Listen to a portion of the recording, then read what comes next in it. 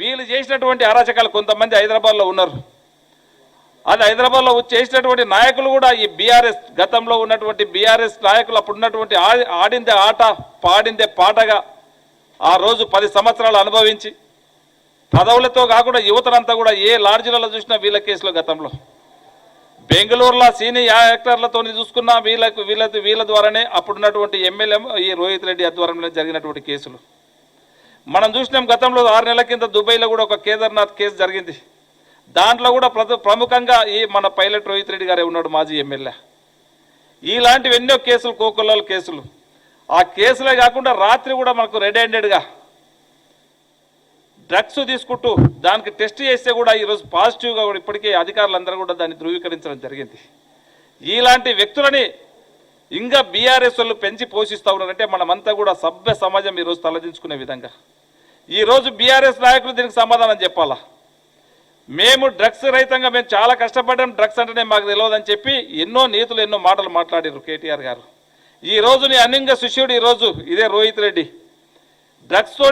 డ్రగ్స్ని ఇప్పుడు ఎంత దీన్ని యువతను చెడగొట్టాలా, నీవే కాకుండా వీళ్ళే కాకుండా యావత్ తెలంగాణ ముఖ్యమంత్రి గారు కష్టపడి డ్రగ్స్ లేని తెలంగాణ, డ్రగ్స్ రహిత తెలంగాణ జీతమని చెప్తే మీరు దీన్ని ఇంకా ప్రోత్సహించుకుంటా వివిధ రాష్ట్రాల నుంచి తీసుకొచ్చి ఇక డ్రగ్స్ని ఏ విధంగా తెలంగాణలో మనం ఇంప్లిమెంట్ చేయాలా, యువతను చెడగొట్టాలనే ఉద్దేశంతో మీరు ఈ విధంగా హంగామా చేస్తూ ఉన్నారు.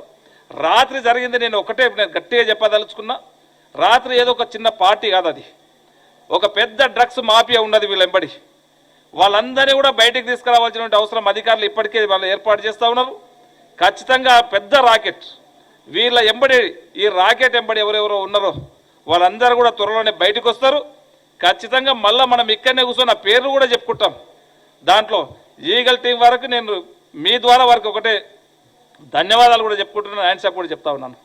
గౌరవ ముఖ్యమంత్రి గారు ఒక స్పెషల్ టీం పెట్టి ఇలాంటి వారిని కూకటి వేలతోని తీసేయడానికి ఇలాంటి డ్రగ్ మాఫియా వీళ్ళే డ్రగ్స్ తీసుకునే వాళ్ళే గారు, డ్రగ్స్ పెద్ద ఎత్తున మాఫియా చేసేవాళ్ళు వీళ్ళు. మన తెలంగాణని యువతని చెడగొట్టడానికి ఒక పెద్ద మాఫియా, ఇలాంటి మాఫియా దేశంలో ఉన్నటువంటి కొంతమంది దుర్మార్గులందరూ కూడా ఒక దగ్గర ఒక ఫామ్ హౌస్లో జతై తెలంగాణ యువతని చెడగొట్టడానికి ఏ విధంగా డ్రగ్స్ని తెలంగాణ పైన రుద్దాలా, ఏ విధంగా తెలంగాణ యువత పైన రుద్దాలని చెప్పి ఒక ప్రయత్నంలో రాత్రి దొరికిపోయినరు. వాళ్ళని వదిలే ప్రసక్తే లేదు. ఖచ్చితంగా గౌరవ ముఖ్యమంత్రి గారు కూడా సీరియస్గా ఉన్నారు. తెలంగాణ ప్రజలు, తెలంగాణ యువత దీనికి అందరూ కూడా సంతోషం వ్యక్తం చేస్తూ ఉన్నారు. ఈ మా తాండూరు ప్రజలైతే అరే మేము ఇలాంటి వ్యక్తి ఎంబడి మేము ఉన్నామా, ఇలాంటి వ్యక్తికి మేము పనిచేసినామని చెప్పి యువత అంతా కూడా తలదించుకునే విధంగా ఈరోజు ఒకరొకరు పోలు చేస్తూ ఉన్నారు. ఈరోజు అందరూ కూడా కళ్ళు తెరుస్తూ ఉన్నారు.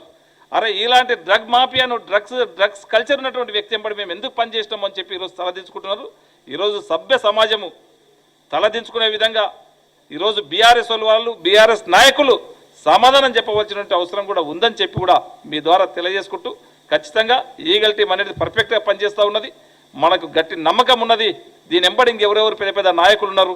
ఈ రాకెట్ను తప్పకుండా బయటికి లాగుతాం. తెలంగాణని గౌరవ ముఖ్యమంత్రి గారు ఏదైతే డ్రగ్ రహిత తెలంగాణ చేస్తూ ఉన్నాడో దాంట్లో భాగంగానే ఇది ఈరోజు మొట్టమొదటిది రాత్రి జరిగినటువంటిది. తప్పకుండా ఆ డ్రగ్స్ రహిత తెలంగాణగా చేయడానికి ఇది ఒక మంచి సందేశము. అధికారులు కష్టపడి ఇలాంటి వ్యక్తులను పట్టుకోవడం, తప్పకుండా రాకెట్ బయటకు దాగి డ్రగ్స్ రహిత తెలంగాణకు ఖచ్చితంగా జరుగుతుందని చెప్పి కూడా మీ ద్వారా తెలియజేసుకుంటూ, నాకు ఈ అవకాశం ఇచ్చిన వారందరూ కూడా మనస్ఫూర్తిగా ధన్యవాదాలు తెలుపుకుంటూ ముగించుకుంటున్నాను. Thank you.